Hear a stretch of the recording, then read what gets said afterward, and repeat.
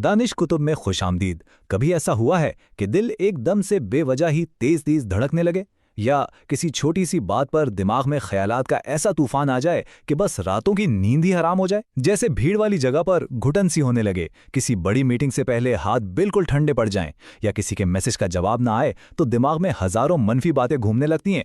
ये वो एहसासात हैं जिनसे हम में से बहुत से लोग गुजरते हैं। कभी कभी तो लगता है कि जैसे अपना ही दिमाग अपने काबू से बाहर हो गया है और बस हमें फिक्र, डर और थकन के एक ना खत्म होने वाले चक्कर में फंसा रहा है। अगर ये सब बातें जानी पहचानी लग रही हैं तो समझ लें कि इस सफर में कोई अकेला नहीं है। आज हम इसी कैफियत की गहराई में उतरेंगे। तो यहीं से हमारा सबसे बुनियादी सवाल पैदा होता है, क्या हमारा दिमाग हमारे ही खिलाफ काम कर रहा है? ये एक बहुत अजीब एहसास है ना, कि जिस्म भी अपना, दिमाग भी अपना, लेकिन वो हमारी सुन ही नहीं रहा। वो हमें ऐसी कहानियां सुनाता है जिनका हकीकत से दूर दूर तक कोई ताल्लुक नहीं, ऐसे खतरे दिखाता है जो है ही नहीं, और हमें ये यकीन दिला देता है कि बस कुछ बहुत ही बुरा होने वाला है। तो आज के इस तजिए में हम इसी अंदरूनी जंग को समझने की कोशिश करेंगे कि भाई हमारा दिमाग आखिर ऐसा करता क्यों है, और वो कौन से तरीके हैं जिनसे हम उसकी प्रोग्रामिंग बदल सकते हैं और उससे अपना दुश्मन नहीं बल्कि अपना सबसे अच्छा दोस्त बना सकते हैं। अच्छा, तो आइए इस मसले की जड़ तक पहुंचते हैं।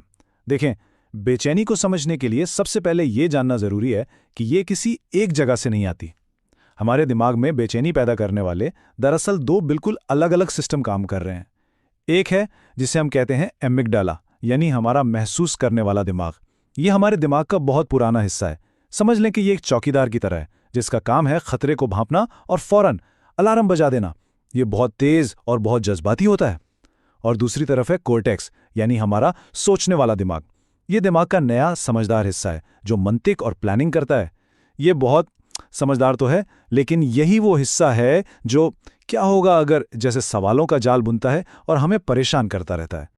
तो इन दोनों के फर्क को समझना यही बेचैनी पर काबू पाने की पहली और सबसे अहम चाबी है। जब भी अचानक घबराहट हो तो ये जानना बहुत जरूरी है कि क्या ये एमिगडाला का तेज रद्द-ए-अमल है या ये कॉर्टेक्स की सुस्त सोच का नतीजा है, क्योंकि दोनों किस्म की बेचैनी का इलाज बिल्कुल अलग है। एक का ताल्लुक सीधा सीधा जिस्म से है और दूसरे का सोच से। तो चलें इन दोनों को जरा और गहराई से समझते हैं ताकि हम सही मसले के लिए सही हल इस्तेमाल कर सकें। तो पहले बात करते हैं एमिगडाला की। यह हमारे दिमाग का वो हिस्सा है जो बस हमारी बका के लिए बना है। इसका एक ही काम है, खतरा पहचानो और जिस्म को लड़ो या भागो, यानी फाइट और फ्लाइट के लिए तैयार करो। जब एमिगडाला एक्टिवेट होता है ना, तो ये पूरे जिस्म में केमिकल्स छोड़ता है। दिल की धड़कन तेज, सांसें छोटी, मसल्स में तनाव। ये सब इसलिए ताकि आप खतरे का मुकाबला कर सकें।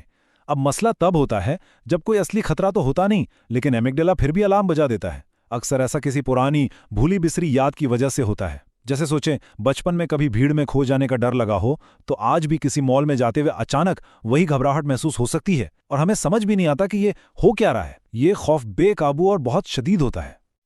अब आते हैं कॉर्टेक्स पर। यह हमारे दिमाग का मंतिकी तजिज़िया करने वाला हिस्सा है। कॉर्टेक्स से जो बेचैनी पैदा होती है ना, वो एकदम नहीं आती बल्कि आहिस्ता आहिस्ता बनती है। ये सोचों का एक जाल है जो हम खुद ही बुनते हैं। जैसे आप किसी नौकरी के इंटरव्यू की तैयारी कर रहे हैं तो कॉर्टेक्स सोचना शुरू करता है, क्या होगा अगर मैंने किसी सवाल का गलत जवाब दे दिया? क्या होगा अगर मुझे पसंद ना आया? क्या होगा अगर मुझे ये नौकरी ना मिली तो मेरा बनेगा क्या? बस एक के बाद एक मनफी ख्याल आता है और हमारा दिमाग बदतरीन सिनारियो तैयार कर लेता है। इस किस्म की बेचैनी में हो सकता है हम बाहर से बिल्कुल पुरसुकून नजर आएं, लेकिन अंदर ख्यालात का तूफान चल रहा होता है। ये बिल्कुल एक ऐसी जहनी फिल्म की तरह है जिसे हम खुद लिखते हैं, खुद डायरेक्ट करते हैं और फिर खुद ही उसे देखकर डरते रहते हैं। तो अब जब हम ये जान गए हैं कि बेचैनी के ये दो अलग अलग चेहरे हैं, तो अब बात करते हैं इनसे निपटने के तरीकों की। चलें पहले इस तेज, शदीद और जिस्मानी बेचैनी से शुरू करते हैं जो हमारे जज्बाती दिमाग यानी एमिगडाला से पैदा होती है, क्योंकि इसे संभालने के तरीके बिल्कुल ही मुख्तलिफ हैं। ये बात समझना सबसे अहम है। जब एमिगडाला एक्टिवेट होता है और जिस्म खौफ की हालत में होता है ना, तो हमारा मंतकी दिमाग यानी कॉर्टेक्स तकरीबन ऑफलाइन हो जाता है। इस वक्त खुद को ये कहना कि अरे घबराने की कोई बात नहीं, बिल्कुल बेकार है। ये ऐसा ही है जैसे किसी जलते हुए घर पर पानी डालने के बजाय आप आग से बहस करने लगें कि भाई तुम्हें नहीं जलना चाहिए। एमिगडाला अल्फाज नहीं समझता, वो जिस्म के सिग्नल समझता है। इसलिए इस अलार्म को बंद करने का सिर्फ एक ही तरीका है, अपने जिस्म के जरिए उसे पैगाम भेजें कि सब ठीक है, सब महफूज है। इसके लिए सबसे ताकतवर तकनीक में से एक है बॉक्स ब्रीदिंग। देखें, जब हम घबराते हैं तो हमारी सांस तेज और छोटी हो जाती है, जो अमिगडाला को और भी खतरे का सिग्नल देती है। बॉक्स ब्रीदिंग इसी चक्कर को तोड़ती है। तरीका बहुत आसान है। आराम से बैठ जाएं, नाक से 4 सेकंड तक गहरी सांस अंदर लें, फिर 4 सेकंड तक सांस को अंदर रोक के रखें। इसके बाद मुंह से 4 सेकंड तक आहिस्ता आहिस्ता सांस बाहर निकालें और आखिर में 4 सेकंड तक सांस को बाहर ही रोके रखें। 10 ये एक चक्कर मुकम्मल हुआ।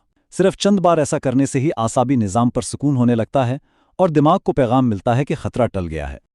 सांस की मश्क के अलावा और भी जिस्मानी तरीके हैं जो फौरन काम करते हैं। एक टेक्निक है ग्राउंडिंग। जब दिमाग खौफनाक ख्यालात में गुम हो जाए तो अपनी तवज्जो वापस इस लम्हे पर लाने के लिए अपने हवास का इस्तेमाल करें। अपने इर्द गिर्द 5 ऐसी चीज़ें देखें और उनके नाम लें। 4 ऐसी चीज़ें छुएं और महसूस करें कि वो कैसी हैं। 3 ऐसी आवाज़ें सुनें जो आपके कानों तक आ रही हैं। ये छोटी सी मश्क ख्यालात के तूफान से निकालकर आपको हकीकत में वापस ले आती है। इसी तरह चेहरे पर ठंडे पानी के छींटे मारना भी नर्वस सिस्टम को एक झटका देकर रीसेट कर देता है। या फिर बस उठकर थोड़ी देर चहलकदमी करें और सारी तवज्जो अपने कदमों और अपनी सांस पर ले आएं। बहुत खूब। तो हमने जज्बाती दिमाग को पुरसुकून करने के तरीके तो सीख लिए, लेकिन इस बेचैनी का क्या करें जो हमारे ख्यालात से पैदा होती है? उसके लिए हमें जिस्म पर नहीं बल्कि सीधा दिमाग पर ही काम करना होगा और अपने सोचने वाले दिमाग यानी कॉर्टेक्स को एक नई सिमत देनी होगी। यहां हम सोच को ही सोच के खिलाफ एक हथियार की तरह इस्तेमाल करेंगे। अच्छा, तो कॉर्टेक्स से पैदा होने वाली बेचैनी की बुनियाद होती है इल्मी बिगाड़ या कॉग्निटिव डिस्टॉर्शंस पर। ये हैं क्या? ये सोचने के वो गलत अंदाज हैं जो हकीकत को तोड़ मरोड़ कर पेश करते हैं, बिल्कुल एक टेढ़े आईने की तरह जो आपको सही अक्स नहीं दिखाता। ये बस सोचने की गलत आदतें हैं जो हमें मनफी बातों पर यकीन करने पर मजबूर करती हैं, चाहे उनका हकीकत से कोई ताल्लुक हो या ना हो। यही बेचैनी का सबसे बड़ा ईंधन है और इन्हें पहचानना ही इन्हें बदलने की तरफ पहला कदम है। चलें इन इल्मी बिगाड़ की कुछ आम मिसालें देखते हैं और ये भी कि उन्हें ठीक कैसे करना है। पहला है तबाही मचाना, यानी एक छोटी सी मनफी बात को लेकर बद से बदतरीन नतीजा सोच लेना। जैसे अगर मैं मीटिंग में देर से पहुंचा तो मुझे नौकरी से निकाल देंगे। इस सोच को हकीकत के करीब लाएं। अगर मैं देर से पहुंचा तो मैं माफी मांगकर वजह बता दूंगा। दूसरा है दिमाग पढ़ना, मतलब ये फर्ज कर लेना कि हम जानते हैं दूसरा क्या सोच रहा है। उसने मेरे मैसेज का जवाब नहीं दिया, वो मुझसे जरूर नाराज है। इसकी जगह एक ज्यादा हकीकत पसंदाना सोच ये है वो शायद मसरूफ होगा। और तीसरा है सब कुछ या कुछ नहीं वाली सोच, जहां हर चीज या तो परफेक्ट है या फिर बिल्कुल बेकार। अगर मैं इस इम्तिहान में पूरे नंबर नहीं लाया तो मैं नाकाम हूं। इसका बेहतर मुतबादिल ये है, अगर मैं नाकाम भी हो गया तो इस तजुर्बे से कुछ नया सीखूंगा। और यहां सबसे अच्छी खबर यह है कि हमारा दिमाग पत्थर पर लकीर नहीं है, ये प्लास्टिक की तरह लचकदार है। साइंस इसे न्यूरोप्लास्टिसिटी कहती है। इसका मतलब है कि हम अपने दिमाग की वायरिंग को बदल सकते हैं। जब भी हम कोई नई सोच सोचते हैं या कोई नया काम करते हैं ना, तो दिमाग में नए रास्ते बनते हैं। शुरू में ये रास्ते कच्चे से होते हैं, जैसे घास पर पहली बार चलने से एक हल्का सा निशान बनता है। लेकिन जितना ज्यादा हम इन नए मुस्बत और हकीकत पसंदाना ख्यालात को दोहराते हैं, ये रास्ते उतने ही पक्के और मजबूत होते जाते हैं। यहाँ तक कि दिमाग के लिए पुराने मनफी रास्तों पर चलने से ज्यादा आसान हो जाता है कि वो इन नए पुरसुकून रास्तों पर चले। अब हम अपने इस तजिए के आखिरी और शायद सबसे गहरे हिस्से की तरफ बढ़ रहे हैं।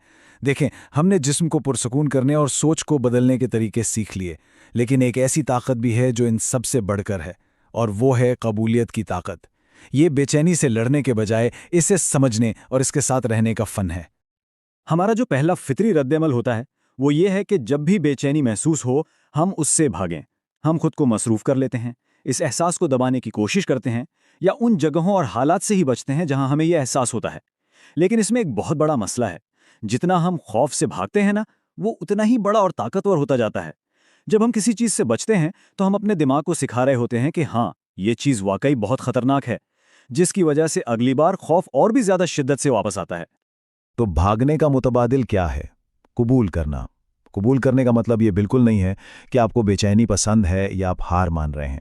नहीं, कबूल करने का मतलब है कि इस लम्हे में जो भी जिस्मानी या जज्बाती एहसास हो रहा है उसे बगैर कोई लेबल लगाए, बगैर कोई फैसला किए बस महसूस करने की इजाज़त देना।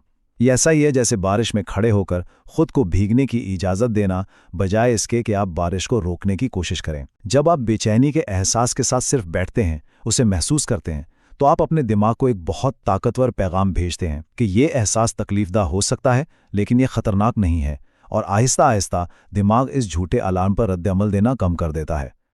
और आखिरी कदम यह है कि बेचैनी को दुश्मन समझना छोड़ दें और इसे एक उस्ताद या एक मैसेंजर के तौर पर देखना शुरू करें। बेचैनी अक्सर हमें ये बताने की कोशिश कर रही होती है कि हमारी ज़िंदगी में कोई चीज़ ठीक नहीं है, तवाज़ुन में नहीं है। हो सकता है हमें ज़्यादा आराम की ज़रूरत हो सकता है हमें किसी रिश्ते में कुछ हुदूद तय करने की ज़रूरत हो, या शायद हम अपनी ही अक़दार के ख़िलाफ़ ज़िंदगी गुजार रहे हैं। जब हम बेचैनी को इस नज़र से देखते हैं ना, तो खौफ की जगह तजस्सुस ले लेता है। तो आज का ये तज्जिया हम इसी सवाल पर ख़त्म करते हैं, एक सवाल जो मैं चाहता हूं कि आप अपने साथ लेकर जाएं। आपकी बेचैनी आपको क्या सिखाने की कोशिश कर रही है? इस सवाल पर गौर करना ही खौफ को हिकमत में बदलने का आगाज़ है।